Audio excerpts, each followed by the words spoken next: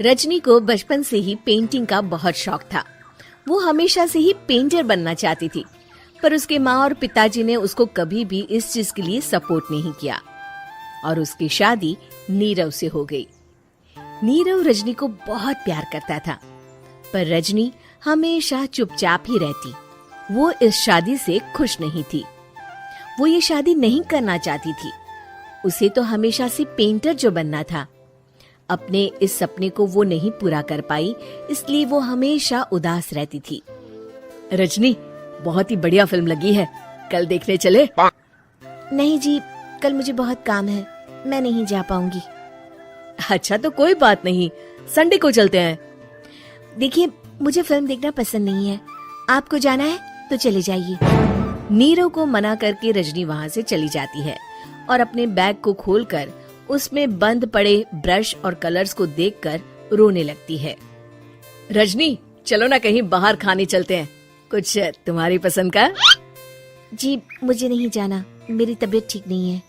रजनी वहाँ से चली जाती है।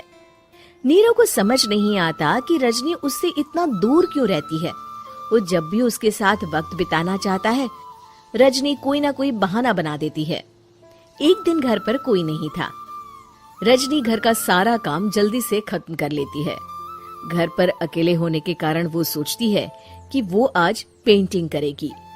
वो अपने कमरे में जाकर पेंट ब्रशेस और कलर्स निकालकर जैसे ही कलर मिक्स कर रही होती है कि दरवाजे पर बेल बज जाती है। अब कौन आ गया इस वक्त? इतनी मुश्किल से तो मुझे पेंट करने का मौका मिला है।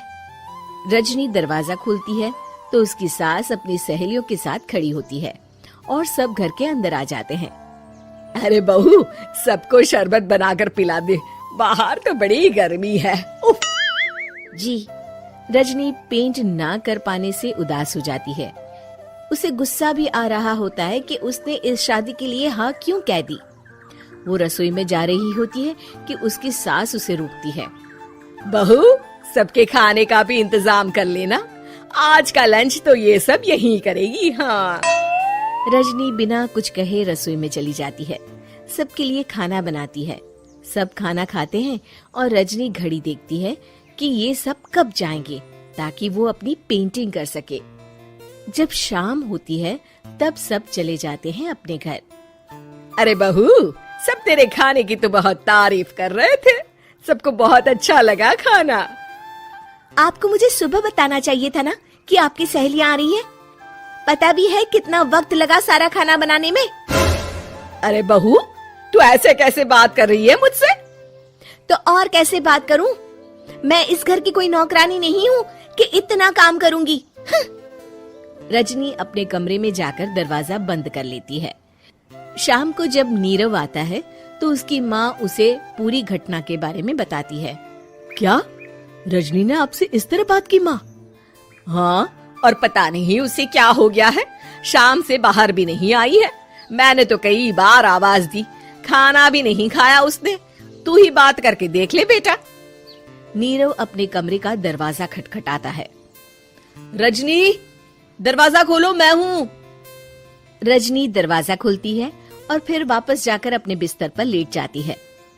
रजनी, माँ से बात करने का ये क्या तरीका है? मैंने कोई गलत बात नहीं की है। अरे तुम क्यों ऐसे बर्ताव कर रही हो सबके साथ? क्या तुम इस शादी से खुश नहीं हो?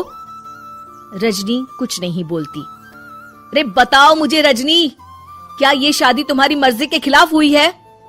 हाँ, मैं ये शादी कभी नहीं करना चाहती थी। तुमसे क्या, मैं किसी से भी शादी नहीं करना चाहती थी। रजनी रोने लगती है। चुप हो जाओ रजनी, बताओ मुझे, तुम क्यों नहीं करना चाहती थी शादी? रजनी बेड के नीचे से अपने पेंटिंग्स, कलर्स, ब्रश, पेपर्स निकालती है। इतने में उसकी सास भी कमरे में आ जाती है।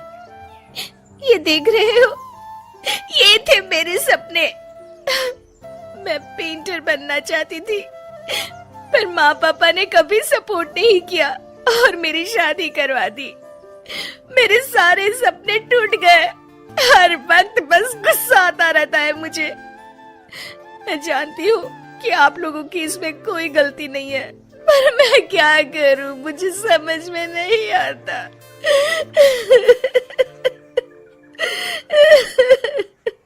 रजनी फूट फूट कर रोने लगती है। मुझे माफ कर दीजिए, आप दोनों के साथ मैं बहुत बुरा बर्ताव कर रही हूँ।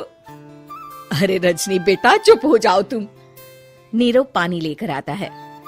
ये लो पानी पियो और शांत हो जाओ। रजनी पानी पीती है और उसकी सास पेंटिंग्स देख रही होती है। अरे नीरव, हमें तो पता ही नहीं था कि हमारी बहू कलाकार है। अरे कितनी अच्छी पेंटिंग्स बनाई है, देखो तो। ये वाली तो मैं अपने कमरे में ले जाऊंगी।